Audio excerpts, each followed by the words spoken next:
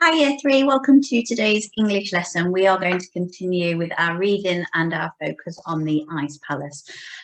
So for this lesson you will need your Ice Palace book, you will need a pencil and a jotter. Okay, if you want to pause the video now whilst you go and get everything that you need. Okay, welcome back. And to start this reading session, we are going to play a little game of Who Wants to Be a Dojo Heir?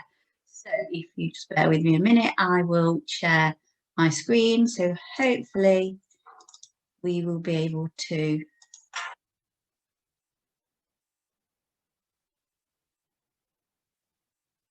Okay, so this Who Wants to Be a Dojo Heir is our Year 3 Masters Magnifier edition. So let's start. Here is question 1. How many Masters Magnifiers are there? So how many Masters Magnifiers are there? A, 4, B, 8, C, 6, or D, 5? If you want to shout your answer at me. Okay, let's see who was right. There are 6, so our answer was C. Okay, if you did get that right, then please, you will get an Enjoy and Achieve Dojo. Okay, question number 2. Which magnifier is this? Okay, which magnifier is this? Is it A, predictor, B, summarizer, C, word selector, or D, the retrieval finder? You can shout your answer to me. Okay, it is the retrieval finder, and this is the one that we were using last week for our reading session. Okay, if you got that right, then it is one Enjoy and Achieve Dojo. Question 3. Use the clues and what we know is the same for which magnifier. So use the clues and what we know is the same for which magnifier. Is it A, inference illuminator, B, opinion seeker, C, retrieval finder, or D, predictor? Okay, if you want to shout your answer to me. It is the inference illuminator. If you got that right, that's one Enjoy and Achieve Dojo. Question 4. If I wanted to retrieve information from a text, which magnifier would I use? If I wanted to retrieve information from a text, which magnifier would I use? Okay, is it the green magnifier, the red magnifier, the purple magnifier, or the yellow magnifier? Okay, hopefully you'll remember from last week. You want to shout your answer to me? It is the purple magnifier. That is one Enjoy and Achieve Dojo, if you got that right. Our last question, question number 5, is what do I use the red word selector magnifier for? What do I use the red word selector magnifier for? Is it to summarize? Is it to retrieve information? Is it for opinions? Or is it to explain words or definitions? Okay, if you want to shout your answer to me. Okay. It is to explain words and definitions and to pick the best word to use within our writing. Okay, so if you got that right, that is one Enjoy and Achieve Dojo. And what I'm going to do now is I'm going to take you back to our screen where we can just have a little recap. If there was anything that we didn't get right, have a little rewind, go back to those Masters Magnifiers, just have a read through them. You can pause it now if you want to do that before we move on to our what.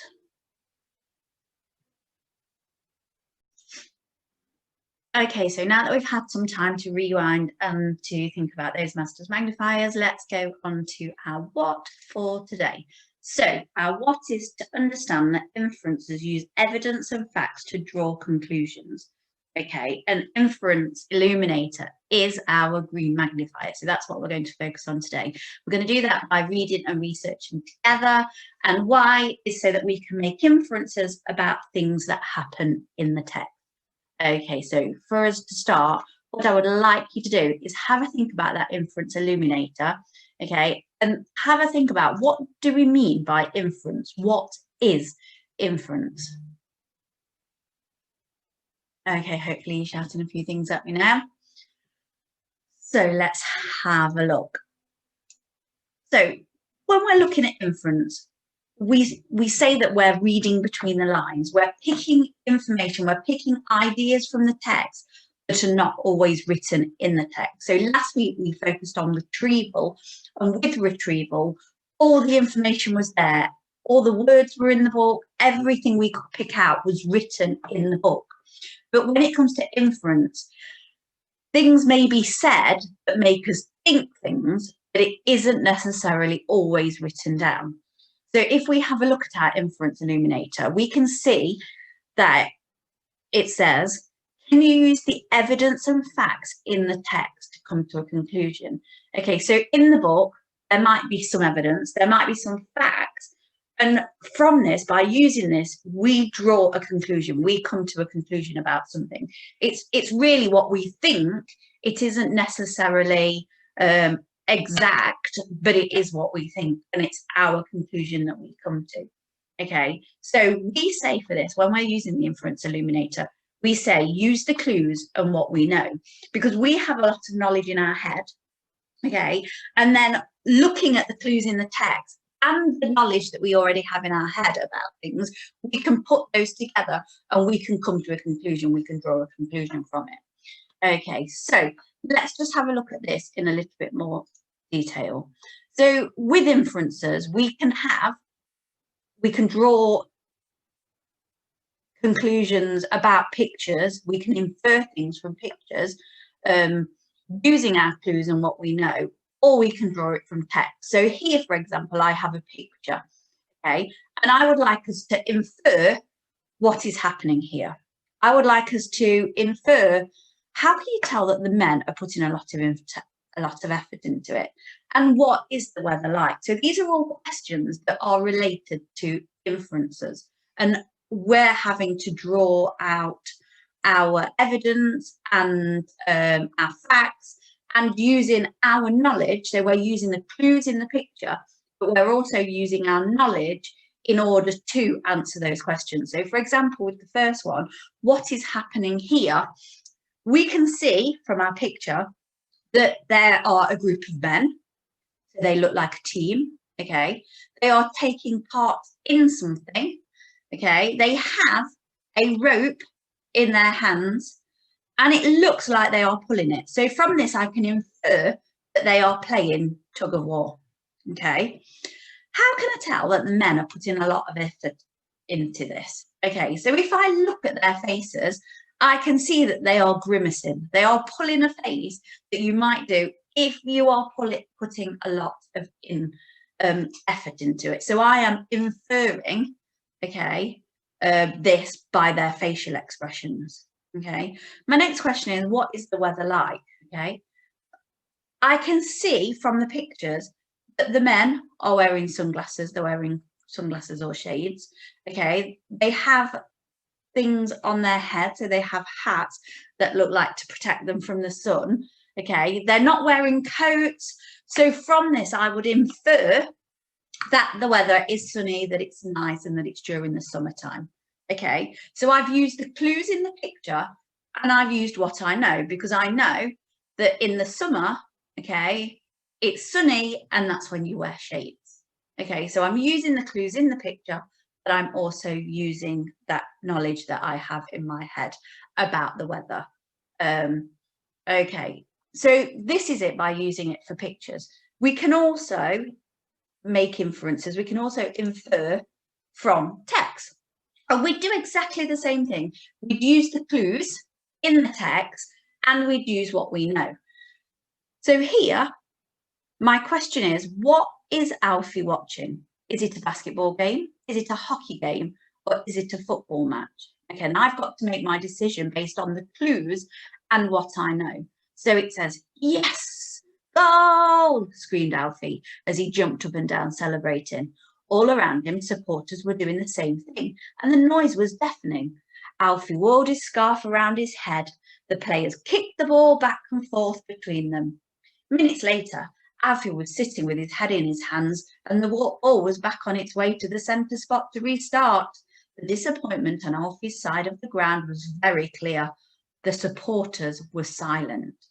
Okay, so from this, I've got to use the clues in the text to make my mind up, to draw a conclusion. So what is Alfie watching? From this, I'm going to say I think Alfie is watching a football match. And my reasoning for this, so my evidence in the text, is that he shouts goal. And I know that in a basketball game, it's a basket, not a goal. A hockey game, they do score goals, but a football match also scores goals. Okay, so because now that there are two choices, I would then move on and see what other evidence there is in the text. So I can see here that the players kicked the ball. I know in a hockey game that they use hockey sticks. They don't touch it with their hand, their hockey ball. They don't touch it with their hand. They touch it with their hand. They don't kick it. So I know from this that it is a football match. So I've used the clues in the text and what I know about football and about hockey and about basketball in order to draw a conclusion. Okay, so our inferences are based on the clues and what we know. Okay, what we're going to do now is we are going to read some of the Ice Palace. We're going to read from page 17, which is where we left it last week, to page 32. And what I would really like you to think about is the inferences that are made during this, okay? So what evidence is there in the text? What things aren't said, but obviously it's assumed by the evidence that are in the text, okay? So if you just grab your book and we can read it through together.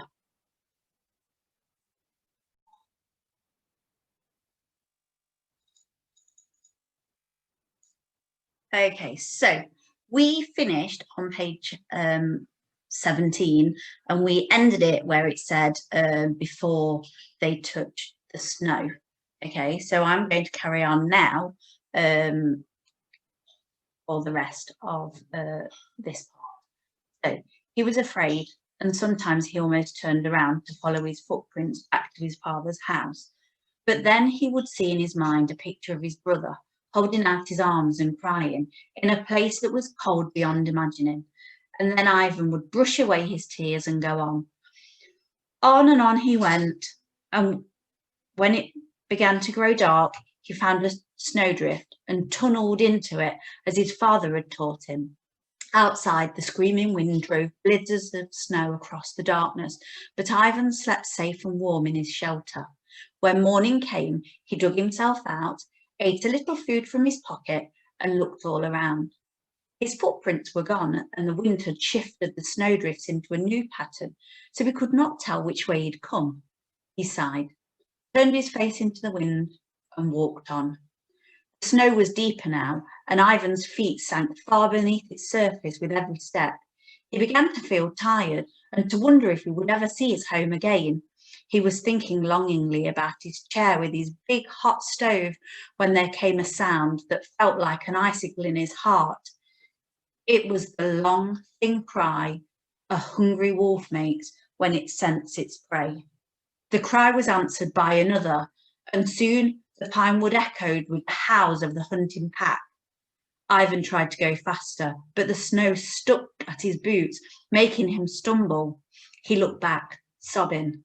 His footprints wound away between the trees, and somewhere back there, he knew the wolves were running in his tracks with their noses down to smell him out. A tree. He must find a tree to climb. Wolves can outrun any living thing, but they cannot climb trees. He stumbled on, looking wildly around him, but the trees just here were all pine with smooth, icy trunks. The wolf cries grew nearer. He looked back. Dim shapes moved in the dark beneath the trees. He plunged forward, gasping. They had seen him now. A few seconds more and they would be upon him. He glanced all about and ploughed through the snow. The wolves at his heels. He leapt. His hands closed around the lowest branch and he swung his legs clear off of the ground as the first wolf lunged in a flurry of snow. Painfully, Ivan hauled himself up the ice-lacquered branches and sat gazing down. The wolves milled, snarling around the foot of the tree. Their slavering jaws were upturned and their breath rose in plumes around him. Now and then a wolf would leap, its jaws snapping within inches of his feet. Soon, Ivan began to feel cold. The wind whipped through the bare branches and his dangling legs became numb. Soon he knew the frost would be in his fingers. It would spread through his hands until they could no longer grip, and he would fall into that whirling mass of fur and fangs. "Go away," he cried. "Oh, go away and find something else to kill." But the wolves gazed at him with their cruel eyes and their jaws seemed to grin. "They know," sobbed Ivan. "They know that I'm freezing. They're waiting for me to fall." He clung desperately to his perch. The cold began to seep through his hands. He cried softly and his tears froze on his cheeks. "Farewell, little brother," he whispered. "I can never save you now." His eyes felt heavy and his head sank slowly until his chin rested on his chest.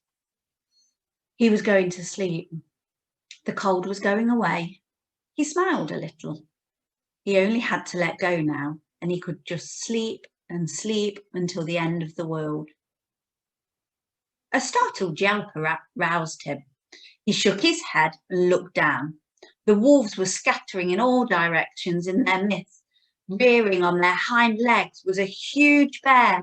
Its terrible claws hissed through the air and the wolves fell back, snapping. The bear lunged at them and they turned tail, slipping away between the frozen trees. Ivan cried out joyfully, then gasped in horror. Bears kill people, and bears climb trees, and bears can climb. He pulled up his feet, trying to move higher. The bear dropped onto all its 4 feet and stood a moment, snarling into the forest. Then, with only an upward glance at the boy, it leapt off, melting soon amongst the shadows in the pines. Stiffly, Ivan climbed down. He peered fearfully all around, but the wolves were gone and there was no sign of the bear. All that day, little Ivan walked on. Now and then he would break off a little of the bread in his pocket and chew it as he walked, and when it began to go dark, he found another snowdrift and made a cave inside it. He ate more of the bread and snuggled down to sleep. At midnight he woke, and it seemed to him that he had heard a voice. He listened. Outside, the wind was howling. After a moment, he closed his eyes again. It must have been the wind, he said to himself, only the wind. But no sooner as he closed his eyes than he seemed to hear the voice again. He got up, knelt by the hole, and stuck his head out. The cold made him gasp.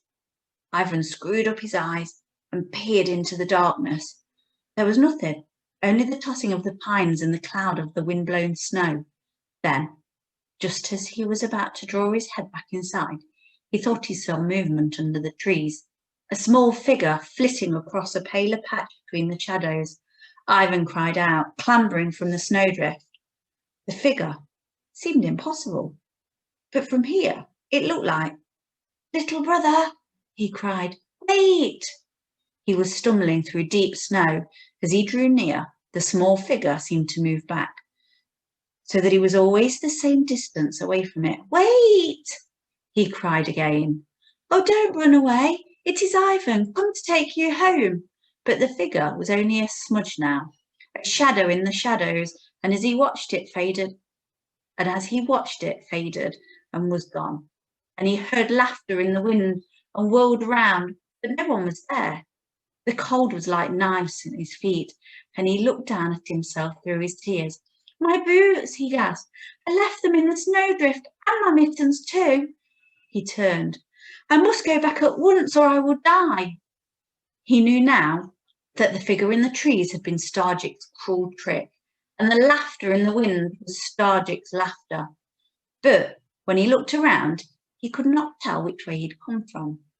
He ran, first this way, then that, stumbling in the snow, but no way seemed to be right. The voice laughed more loudly in the wind. Ivan stopped. He was lost, and he knew that very soon he would fall into a sleep from which he would never awaken. He closed his eyes and was about to sink down on the snow when he heard a shrill scream, jerked his head round and saw a white shape that flew soundlessly between the trees. Okay, so what I'm going to do is I'm going to leave it there. Okay, we'll carry on next time with the next part of it. But this time we're going to focus on our inference side that we did just before we read this story. And we're going to have a look at some inference questions. So our why was so that we can make inferences about things that happen in the text. So in order to do this, we're going to use our inference illuminator. Okay, so why did Ivan begin to feel tired is question 1. Question 2 is why did Ivan climb the tree? Question 3, explain Ivan's quick change in mood at the arrival of the bear. Number 4 is why does Ivan chase the figure? And number 5, it's how do you think Ivan felt when he heard the laughter? Okay, what I have done is I have put the page numbers next to it. So with our inference illuminator, okay, we are going to be using the clues in the text, in the writing, and what we know in order to draw those conclusions and to write our answers. And with any question, okay, we are going to follow these steps to solve it. So our 4 steps to solve any question are read it, zap it, scan it, and crack it. Okay, so they're the steps that we're going to take. And we know that with our inference illuminator, the saying that we use is use the clues and what we know, okay, and that will help us.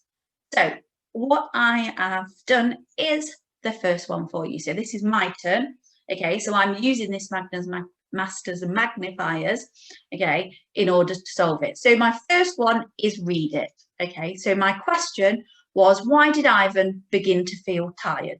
And that was looking on page 20, okay, so it mentions it on page 20. I'm going to zap it now. So I am going to zap that question and look at that question and find that key information. So it says, why did Ivan begin to feel tired? So something around that section on page 20 talked about Ivan feeling tired. Okay, so they are the key words, okay. It might not have necessarily said why, so we need to use the evidence and the clues in the text to draw our conclusion. Okay, so they're the keywords that we're going to be looking for when we scan it. Okay, so number 4 is when we use the book. So we would open the book to page 20. Okay, and on page 20, we can see that there is this part of it here. It says the snow was deeper now and Ivan's feet sank far beneath its surface with every step. He began to feel tired. So I know I've retrieved, that's why I've underlined this in purple, I've retrieved that, so it's feel tired. So it's this part that we're looking at. So we need to be drawing the evidence from the text, okay? So the evidence in there is that it's talking about the snow, and the snow is getting deeper now. So I can tell from that it is snowing still, okay, and it is adding to the depth of the snow. And Ivan's feet sank far beneath its surface with every step. So each time Ivan stepped into the snow, his feet sank down. And I know that actually when it is snowing, it's quite difficult to walk in the snow. Your feet sink into the snow, okay, and make it quite tiring for you to actually pull your feet out and then to lift them and then step to the next part. So from this, I can then crack my question. I can crack it. So I've said Ivan was tired because it was hard to walk in the deep snow. Okay, I have used that word because I have used evidence, okay? So after because I give the evidence that I've used. So I have then mentioned the deep snow. Okay, so that was my turn. I would like you to have a go, because now it's your turn.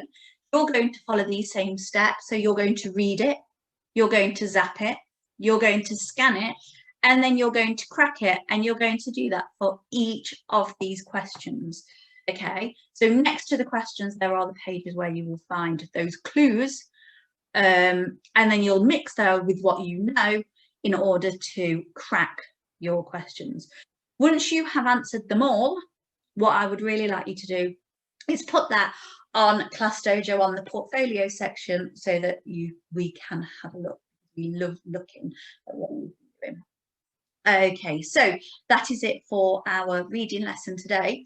I will see you again tomorrow. Okay, bye, Year 3.